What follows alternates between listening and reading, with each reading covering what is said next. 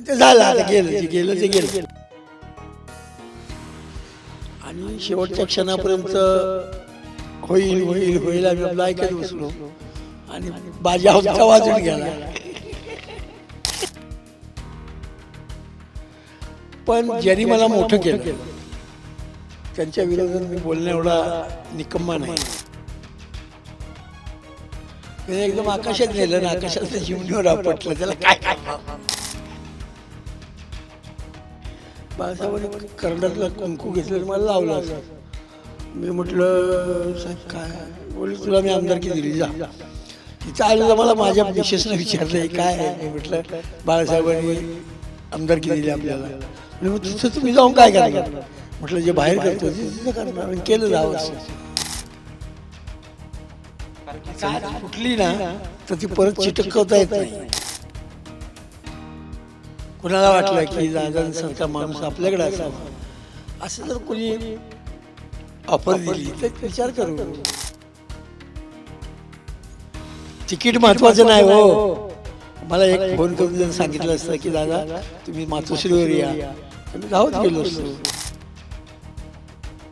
कुणी काही सांगतो तुम्ही माझ्या विरोधात, तुम्हाला ते पटतं. म्हणजे मी इतक्या वर्ष काय केलं, जळलं का. Brought to you by Global St. Angelo's Venture Funding.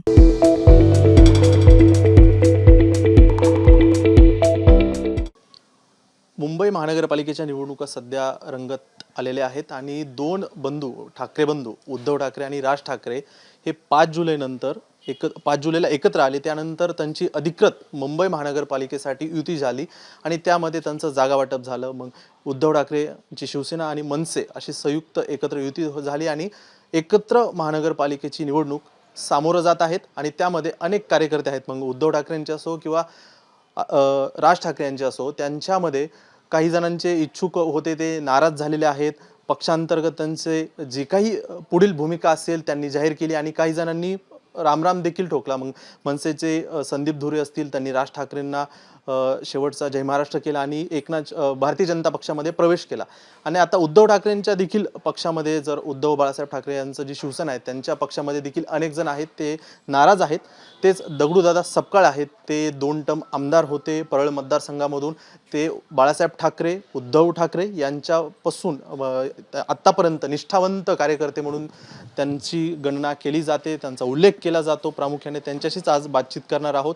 त्यांची जी इच्छा होती त्या इच्छा पूर्ण झाली का, त्यांचं जे आत्ता त्यांच्या मुलगी, त्यांची कन्या आहे, त्यांच्या कन्येला तिकीट मिळावं त्यांची इच्छा होती. त्यानंतर अशी चर्चा होती की दगडूदादा कुठेतरी आता उद्धव ठाकरेंची साथ सोडतात का, अशी चर्चा होती. त्यामुळेच त्यांच्याशी आपण संवाद साधणार आहोत. दादा नमस्कार. नमस्कार. आता 2 भाऊ एकत्र आलेत, निवडणुकीला सामोरं जात आहेत, काय वाटतं तुम्हाला? मला काय चांगलं वाटतं, कारण गेल्या 20 वर्षानंतर ठाकरे फॅमिली एकत्र आली. अत्यंत आनंदाची बाब आहे ती. युती वगैरे सगळं नंतर, कारण पहिलेही दोघांना फुटण्यासारखं काय फार मोठं कारण नव्हतं.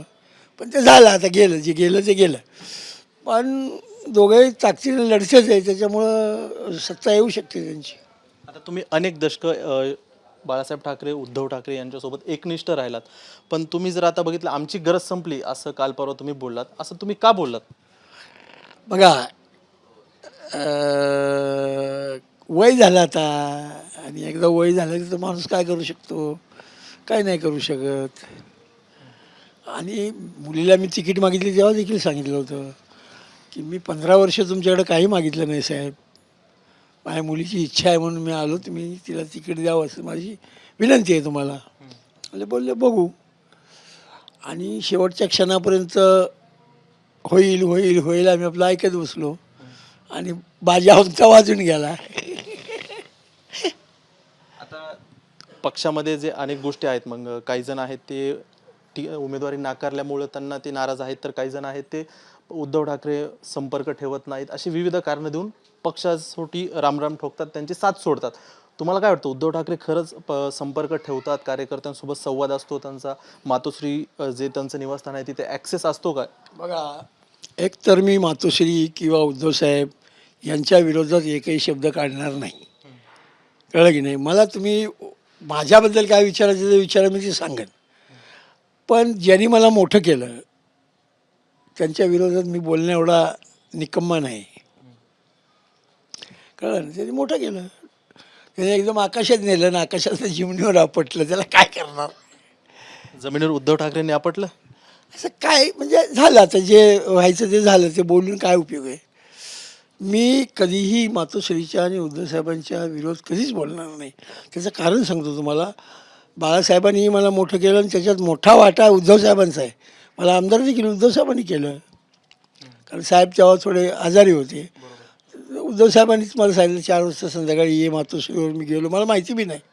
बाळासाहेबांनी करंडातला कुंकू घेतलं आणि मला लावलं असं.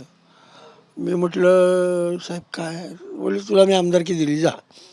इथं आलं तर मला माझ्या मिसेसनं विचारलं हे काय आहे? मी म्हटलं बाळासाहेबांनी आमदारकी दिली आपल्याला. म्हणजे मग तिथं तुम्ही जाऊन काय करणार? म्हटलं जे बाहेर करतो ते तिथं करणार. आणि केलं 10 वर्ष.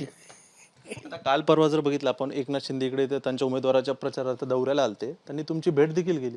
काय संवाद झाला नेमका? बघ, एकतर तो लांबचा का होईना पण आमचा नातेवाईक आहे. एकनाथ शिंदे. हां. दुसरी गोष्ट, तो इथं प्रचार करत होता.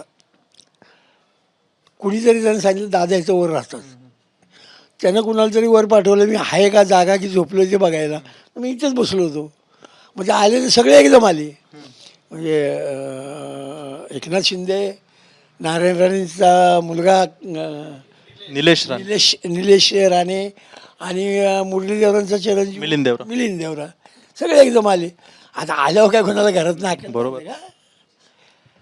तुम्ही आता नाराज असल्याचं बोललं जातं उद्धव ठाकरेंच्या. आहे, मी नाही म्हणत नाही ना. बरं, आता खोटं नाही बोलत.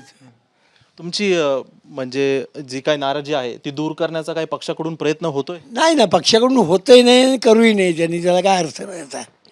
कारण की काच फुटली ना तर ती परत चिटकवता येत नाही. असं आहे. मी 60 वर्ष 50-60 वर्षाच्या घरात काढली. तिथून घर ते बाहेर पडताना देखील मला काय वाटलं असेल ते मला माहिती आहे ना.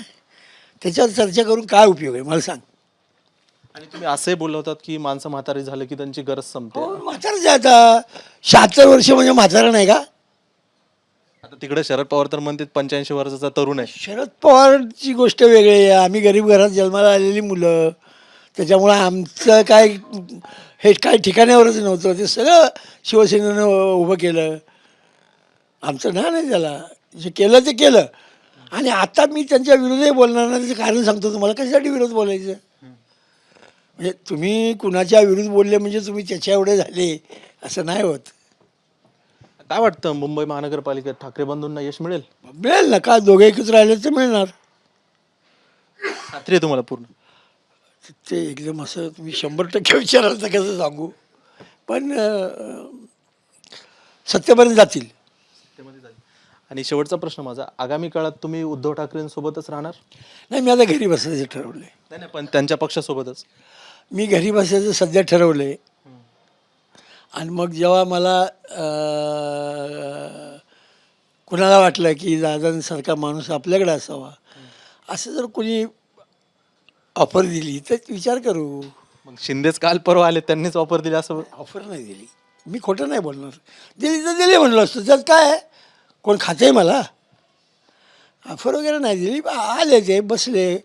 आम्ही सगळे हसी मस्तीमध्ये कधी 2 वाजले माहिती नाही. ठीक आहे. हे होते दगडूदादा सपकाळ. ते 2 टर्म आमदार राहिलेले आहेत आणि ते उद्धव ठाकरेंच्या शिवसेनेचे निष्ठावंत कार्यकर्ते म्हणून त्यांचा आजही उल्लेख केला जातो. त्यांची इच्छा होती की त्यांच्या मुलीला या प्रभागामधून तिकीट दिलं जावं, पण ती उमेदवारी 203 मधून, त्या 203 मधून त्यांच्या मुलीला तिकीट देण्यात यावं अशी त्यांची इच्छा होती, पण त्या पद्धतीनं ते तिकीट त्यांना मला हे कळत नाही. त्यांना कुणी सांगितलं की ती निवडून येऊ शकत नाही हे मला पहिलं कळत नाही. आणि तुम्ही एका बाजूनं कुणी सांगितलं म्हणून कसं ऐकता? दोघांना समोर बसवाय नको. ते नाही केलं त्यांनी. अजूनपर्यंत. दगडू सकपाळ हा डोक्यातच बसलाय असा त्याचा अर्थ होतो. कोणाच्या डोक्यात बसलाय? पक्षाच्या आणि कोणाच्या. ते म्हणून मी तुम्हाला बोललो ना, आता वय झालं माझं, मी म्हातारा झालो. आता काय करू शकतोय मी? निश्चितच त्यांनी उद्धव ठाकरेंसोबतच राहण्याचा निर्णय देखील सांगितला आहे. त्यांचं वय झाल्याचा उल्लेख देखील त्यांनी केलेला आहे. पण आता महानगरपालिकेच्या ज्या निवडणुका सुरू आहेत त्यामध्ये त्यांचं म्हणणं होतं की त्यांच्या मुलीला तिकीट देण्यात यावं, पण ते त्या पद्धतीने मिळालं नाही. एकनाथ शिंदेची त्यांनी भेट नाही मिळालं तर चालेल. तिकीट महत्त्वाचं नाही हो. मला एक फोन करून जर सांगितलं असतं की दादा तुम्ही मातोश्रीवर या, तर मी धावत गेलो असतो. दुसरी गोष्ट, प्रमुख माणसाला हा चिडा होतोच, ते काही नवीन नाही. पण मला नुसतं सांगितलं असतं ना की या आपण एकत्र बसू. कुणीही काही सांगतो तुम्ही माझ्या विरोधात, तुम्हाला ते पटतं? म्हणजे मी इतक्या वर्ष काय केलं? जळलं काय? आपल्या माणसावर विश्वास ठेवायला आपण शिकलं पाहिजे बाबा. पक्ष चालवताना अजूनही प्रांती सगळीच माणसं बरोबर लागतात. आता आम्ही म्हातारे झालो, मग आम्हाला कोण बघणार? हा, निष्ठावंत म्हणून तुमचा उल्लेख केला जातो. व्यक्ती निष्ठावंत म्हणून शेवटपर्यंत उल्लेख करा ना. याच नोटवर आपण त्यांच्याशी गप्पा थांबवणार आहोत. आगामी काळामध्ये ठाकरेंना यश मिळतं का? मुंबई महानगरपालिकेचं जे काही कव्हरेज आहे तुम्ही मुंबई तकवरती पाहू शकता. बाकी सर्व अपडेटसाठी तुम्ही पाहत राहा मुंबई तक. कॅमेरामॅन सिद्धेशसोबत मी स्वानंद, थेट मुंबई तक.